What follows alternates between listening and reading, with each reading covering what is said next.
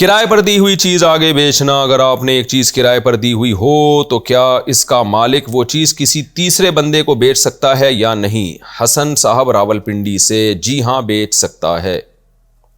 3 عمرے ایک ساتھ کر لیے تو بال کب کٹوائیں گے؟ عمرے کے بعد دوسرا عمرہ والد کے لیے کیا، پھر تیسرا عمرہ بھی کیا تو بال کب اتارے جائیں گے؟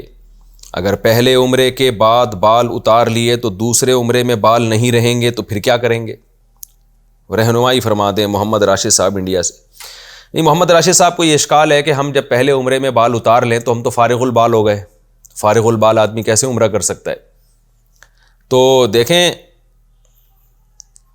یہ جو آپ کہہ رہے ہیں نا کہ پہلا عمرہ کیا بال اتارے بغیر ہی دوسرا کر لیا تو دوسرا عمرہ ہوا ہی نہیں ہے، بس وہ نفلی طواف ہو گیا، اور وہ اس کو عمرہ نہیں کہیں گے ہم، کیونکہ پہلے عمرے سے نکلیں گے تو دوبارہ دوسرے عمرے میں داخل ہوں گے نا، احرام باندھ کے، یعنی احرام کی نیت کر کے.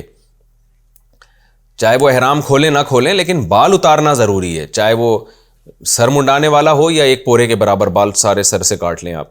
تو اس لیے پہلے عمرے کرنے کے بعد پہلے وہ بال کٹیں گے، اس کے بعد پھر آپ دوبارہ تلبیہ پڑھیں گے. بے شک وہ چادریں نہ اتاریں، چادر پہنی رہنے دیں، دوبارہ سے تلبیہ پڑھ کے نئے عمرے کی نیت کر کے احرام میں آئیں گے، اور وہ بھی مسجد عمرہ سے، مسجد عائشہ سے جا کے، وہیں کھڑے کھڑے نہیں، یا میقات کی طرف جائیں یا حدود احرام سے باہر جائیں، تو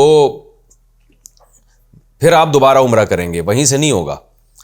تو اب جو دوسرے تیسرے عمرے آپ نے اگر ایسے ہی کر لیے تو وہ کالعدم ہو گئے، اس کی کوئی حیثیت نہیں ہے.